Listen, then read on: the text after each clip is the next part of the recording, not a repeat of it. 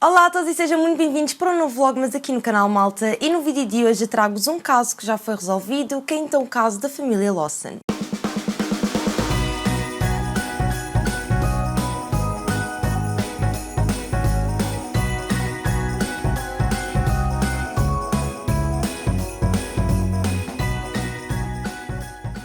Como vos disse então no primeiro episódio de vlog, mas toda a série de Natal vai ter o mais diverso conteúdo que eu faço aqui no canal, portanto moda, beleza e crime, e hoje então trago-vos um caso do episódio Solved, só que neste caso vai fazer parte da série de Natal, ok? Eu não vou numerar como se fizesse parte da série Solved, mas enfim, o conceito é basicamente o mesmo. Se tu não gostas de coisas assim muito pesadas e preferes vídeos de Natal um bocadinho mais animados, não é? Eu tenho então aí a playlist dos vlogmas de 2019, portanto podes sempre ver os vídeos que já saíram até agora.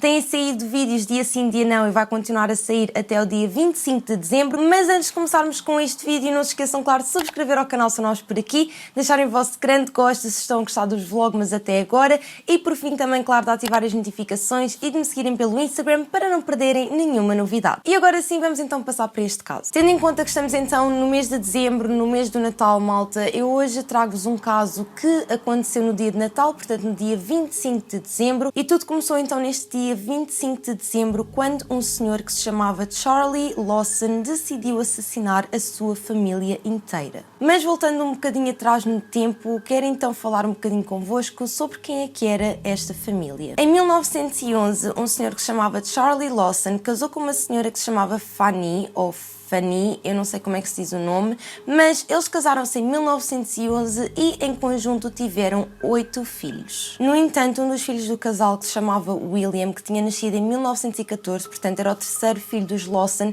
infelizmente faleceu em 1920 devido a uma doença. Grande parte da sua vida os Lawson se trabalharam em fazendas de tabaco. No entanto, em 1927 eles conseguiram juntar dinheiro suficiente para terem então a sua própria fazenda. Esta fazenda era então em Broke Cove Road, e ao que tudo indica, a família era uma família que estava bem feliz. Imaginem, para a altura não era uma família que fosse conhecida como uma família muito rica, percebem? Com um grande nome. No entanto, tendo em conta que eles conseguiram ter a sua própria fazenda, eles eram até conhecidos na zona onde eles viviam como pessoas bastante trabalhadoras e pessoas de respeito, apesar de, enfim, não estarem numa classe muito alta. E foi então no ano de 1929, um bocadinho antes do Natal, que o Charlie decidiu levar toda a sua família, portanto a sua mulher e os seus 7 filhos, até à cidade para tirarem uma fotografia de família. Nesse dia, quando a família foi até à cidade, eles, antes de tirarem essa fotografia, eles andaram em vários sítios, compraram roupa nova, e então basicamente o Charlie disse mesmo para eles comprarem uma roupa nova para tirarem uma fotografia em família. E isto foi assim uma situação um bocado estranha, porque na altura tirar uma fotografia era uma coisa que era muito cara e que por norma só as famílias ricas é que tinham acesso. Portanto, tendo em conta que os Lawson eram uma família que, enfim, que tinha uma fazenda, não faziam parte de uma classe muito alta, era realmente muito estranho o facto do Charlie querer tirar uma foto em família e, para além disso, estar também, enfim, a pedir aos filhos para comprarem roupa nova e à sua mulher uma roupa toda bonitinha para tirarem essa fotografia.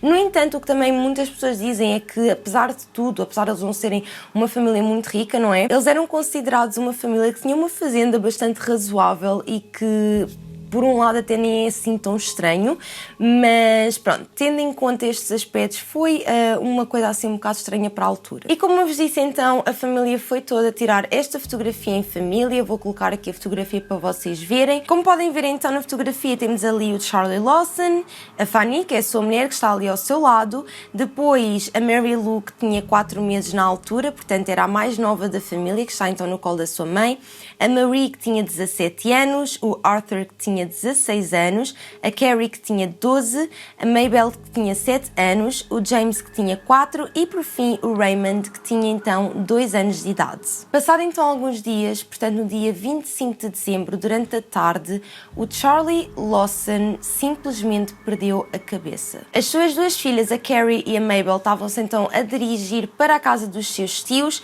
e foi quando o Charlie pegou numa arma e de repente deu um tiro a cada uma das suas filhas. filhas. Portanto, ele estava a uma certa distância delas e pegou então na sua espingarda e disparou contra uma das suas filhas, e para se certificar de que elas estavam realmente mortas, ele, após ter dado estes tiros, ele espancou-as também. Acredita-se que com uma pedra, mas eu mais à frente já vou falar um bocadinho melhor sobre isso. E depois colocou então os seus corpos no celeiro onde eles tinham então todo o tabaco. Logo após o Lawson ter feito isto, ele dirige-se até à casa e a sua mulher estava na varanda, e foi então quando ele também deu um tiro à sua mulher. E enquanto isto aconteceu, portanto, quando a arma foi disparada, a sua filha, a Marie, estava dentro de casa, ouviu o tiro e começou a gritar, e foi então quando os seus dois filhos mais novos, portanto o James e o Raymond, ouviram toda a confusão e ficaram com medo e correram para os quartos e esconderam-se. E enquanto eles estavam a correr, o Charlie Lawson deu também um tiro à sua filha Marie. Logo após isto ter acontecido, o Lawson foi à procura dos seus dois filhos e, assim que os encontrou, fez exatamente o mesmo que fez aos restantes membros da família, portanto atirou neles e a seguir também os espancou para certificar que eles estavam mortos. E por fim, a última vítima do Lawson foi então a bebé Mary Lou. Após os homicídios, o Charlie foi então para uma floresta onde ficou durante várias horas e por fim cometeu suicídio.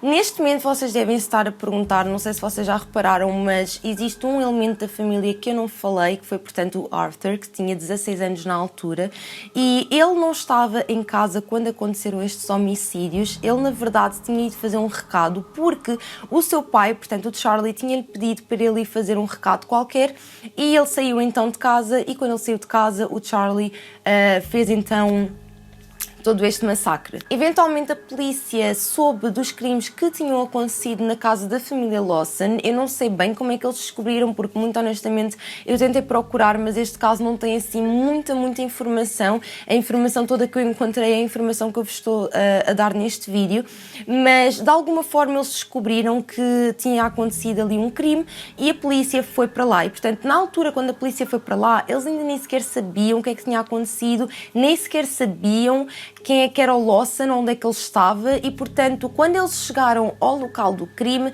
eles encontraram os corpos da família inteira, exceto o pai, não é? E exceto o filho mais velho, porque ele não estava presente na casa.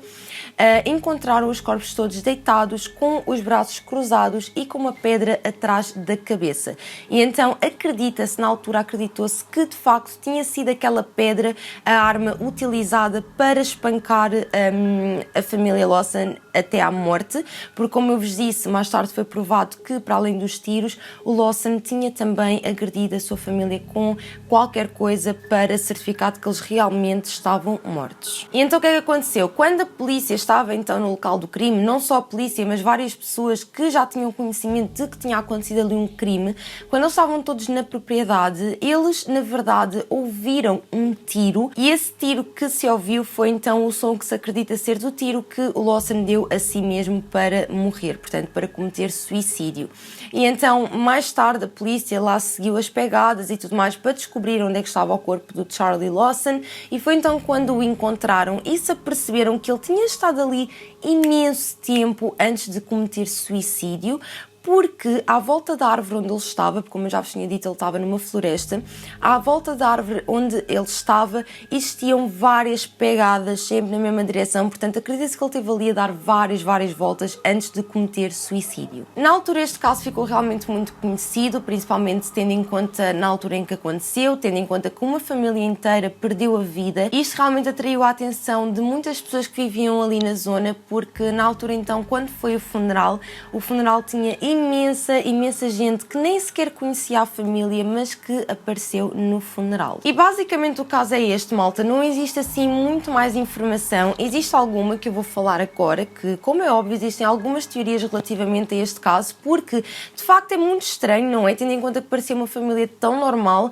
como é que de repente o Charlie Lawson, portanto o pai da família, simplesmente passa-se da cabeça e mata a sua família inteira no dia de Natal. E para além disto, uma coisa que também é muito estranha é o facto do seu filho mais velho, que tinha 16 anos na altura, não ter estado presente na casa no momento dos homicídios. E portanto vamos abordar isto agora assim tudo um bocadinho. A primeira teoria que eu vos vou falar é uma teoria que não é assim muito falada. Vi algumas coisas a falar sobre isto, mas muito poucas, mas que realmente eu pergunto-me a mim mesma muito relativamente a isto, que é então a teoria de que quem cometeu os homicídios não foi Charlie Lawson, mas sim o seu filho mais velho, o Arthur. Porquê é que esta teoria surge? Porque, como eu já vos tinha dito, ele não esteve presente no momento dos crimes, e isso é realmente estranho, porque tendo em conta que o Charlie assassinou a sua família inteira, não é? Seria de esperar que, normalmente quando este tipo de situações acontecem, ok, isto é uma coisa geral, não é? Claro que existem exceções, como é óbvio, mas normalmente neste tipo de casos em que um dos membros da família se passa e mata toda a gente, normalmente ele mata mesmo toda a gente. E então, tanto quanto se sabe, o Charlie disse ao seu filho para ir fazer um recado qualquer. Portanto, se realmente foi ele que cometeu o crime,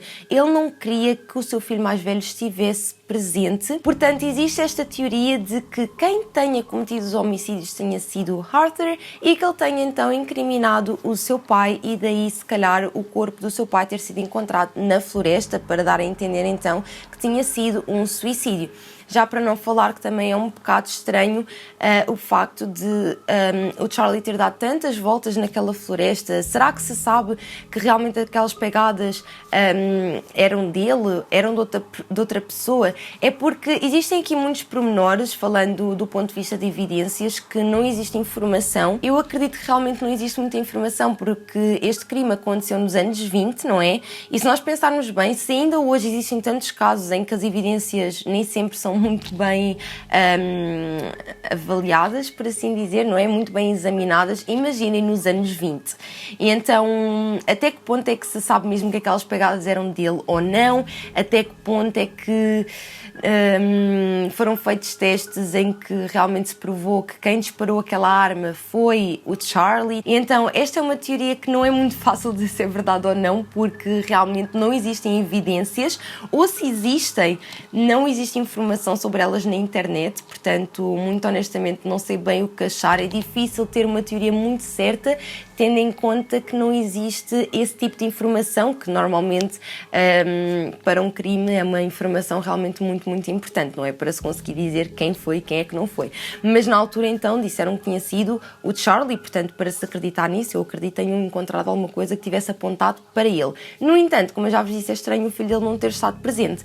Mas existe também a teoria de que o Charlie tenha dito ao Arthur para ir dar uma volta, porque, como ele era rapaz e era mais velho, talvez ele ficasse com medo que ele tentasse impedir de alguma forma aquilo que estava a acontecer, porque se nós pensarmos bem, o Arthur era o único que poderia impor-se ao seu pai, ou que poderia confrontá-lo, percebem? Então acredita-se também que talvez ele tenha mandado o Arthur fazer um recado qualquer para impedir que ele o impedisse de cometer o crime. A segunda teoria que existe é que o Charlie realmente tenha perdido a cabeça e que tenha assassinado a sua família inteira devido a uma lesão que ele tinha no seu cérebro. Uns meses antes dos homicídios terem acontecido, o Charlie tinha tido um ferimento na sua cabeça, e alguns dos familiares dos Lawsons e alguns amigos vieram dizer que, desde que o Charlie tinha tido esse ferimento, que o seu estado mental se tinha alterado por completo, que ele de vez em quando ficava assim meio maluco, meio agressivo,